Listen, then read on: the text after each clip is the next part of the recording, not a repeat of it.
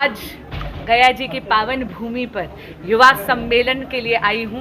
चुनाव के शंखनाद के लिए अपने आप को बहुत सौभाग्यशाली मानती हूँ। गया जी वो पावन भूमि है जहाँ मोक्ष और ज्ञान का संगम है।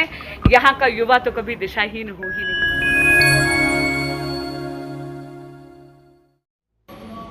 बिहार विधानसभा को लेकर चुनावी शंखनाद की बांसुरी स्वराज पहली बार गया पहुंचकर किया युवा सम्मेलन को संबोधित। युवाओं को कहा, गया मोक्ष ज्ञान की भूमि है, यहाँ के युवा कभी दिशाहीन हो ही नहीं सकते। नमस्कार, मैं हूं धनंजय वैद्य और आप देख रहे हैं न्यूज़ ग्लोबल 24 बिहार झारखंड। गया जी के पावन भूमि से दिवंगत नेता स्वर्गीय सुषमा स्वराज की पुत्री सह बीजेपी सांसद नेत्री बांसुरी स्वराज ने बिहार विधानसभा की चुनावी शंखनाद करते हुए गया जी में युवा सम्मेलन को किया संबोधित, जहां गया जी का महत्व बताते हुए युवाओं में जोश भरने का काम किया। इस दौरान उन्होंने कहा कि गया जी ज्ञान और मोक्ष की वह संगम है जहां आकर लोग धन्य हो जाते हैं, और मैं भी आकर यहाँ धन्य हो गई। जो ज्ञान संतों को भी गया जी ने से प्राप्त हुई है, वहाँ के युवा दिशाहीन हो ही नहीं सकते। देखिए ये रिपोर्ट।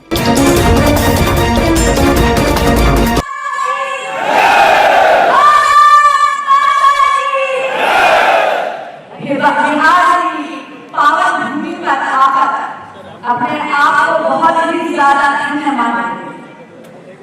गया की पावन भूमि जहाँ पर एक तरफ तो भगवान विष्णु के पंचचन हैं जो मोक्ष का मार्ग दिखाते थे, और दूसरी तरफ भगवान गौतम बुद्ध का वो बोधि वृक्ष जो सद्बुद्धि और ज्ञान का सन्मार्ग दिखाता है।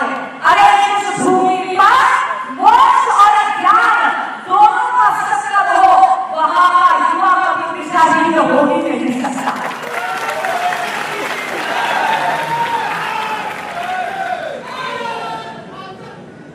युवा मोर्चा भारतीय जनता पार्टी का युवा मोर्चा आप राष्ट्रवाद और राष्ट्र प्रेम के को प्रशस्त करते हैं, उसकी पराकाष्ठा युवा मोर्चा और इस देश का युवा।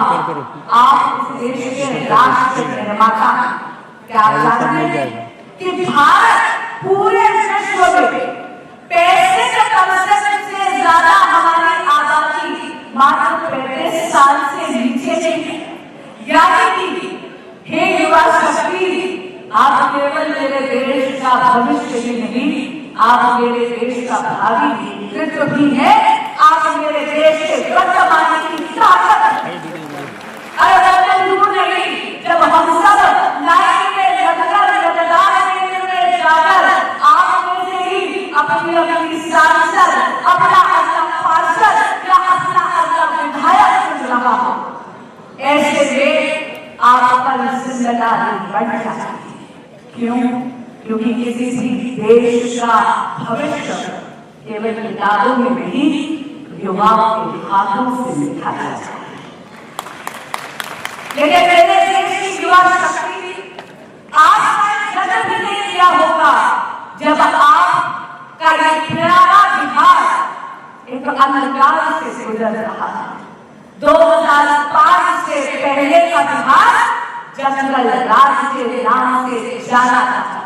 ये मैं नहीं कहती, ये पटना हाईकोर्ट के जजेस की ऑब्जर्वेशन। ये वो हालत था जब अपहरण, अंधकार, बिजली का कटना, सड़कों का खड्डों में होना ये सामान्य बात है।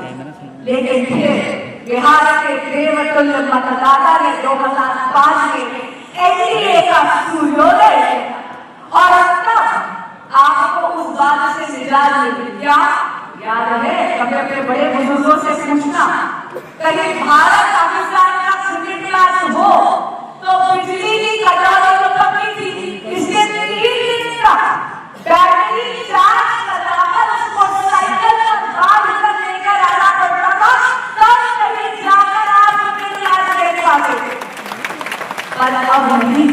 अब तो घर घर बिजली आ गई। ये वो राज्य था जहां 2005 से पहले 203 नक्सलवाद की युवा सम्मेलन में बीजेपी सांसद बांसुरी स्वराज ने बिहार में 2003 के पहले के दिनों को लोगों को याद कराया और जंगल राज बताते हुए अपने विपक्ष के नेताओं पर जमकर बरसी। इसके उपरांत उन्होंने मीडिया को संबोधित करते हुए बताया कि गया जी की पावन भूमि पर युवा सम्मेलन के लिए आई हूँ, चुनाव के शंखनाद के लिए। अपने आप को बहुत सौभाग्यशाली मानती हूँ। गया जी वो पावन भूमि है जहाँ मोक्ष और ज्ञान का संगम है। यहाँ का युवा तो कभी दिशाहीन हो ही नहीं सकता और यहाँ के युवाओं से मिलकर बहुत खुशी हुई।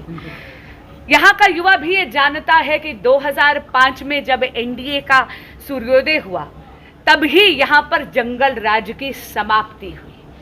आज जिस तरह एक नए प्रकाश का युग आया है डबल इंजन की सरकार का, जहाँ पर 221 से ज़्यादा फोर्टिफाइड मॉडर्न थाने बने हैं बिहार को लगभग नक्सल मुक्त करने के लिए, जिस प्रकार का कनेक्टिविटी का एक नया युग आया है जहां पर 9 बाईपास करके या 6 लेन के इतने बड़े बड़े हजारों करोड़ के प्रोजेक्ट्स बने हैं।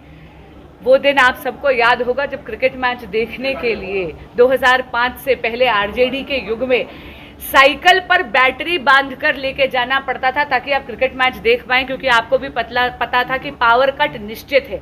ये तो अब है डबल इंजन की सरकार, यानी जहां पर केंद्र में आदरणीय प्रधानमंत्री श्री नरेंद्र मोदी जी और बिहार में माननीय मुख्यमंत्री नीतीश जी ने सुनिश्चित करा है कि बिजली का निरंतर संचार रहे, पेय गंगा जल हर जगह पहुंचे।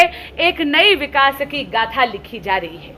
लेकिन बहुत अजीब बात है कि विपक्ष के पास क्योंकि कोई मुद्दे नहीं हैं, इतना विकास देखने के बाद तो वो अभद्रता पर उतर आया है। तू तड़ाक की भाषा का प्रयोग करता है यशस्वी प्रधानमंत्री श्री नरेंद्र मोदी जी के लिए। आरजेडी और कांग्रेस के नेता सार्वजनिक मंच से या खुद कांग्रेस पार्टी का आईटी विंग आदरणीय प्रधानमंत्री जी की परम पूज्य स्वर्गीय माता जी के लिए अभद्रता का प्रयोग करता है, भद्दी भद्दी गालियां देती है।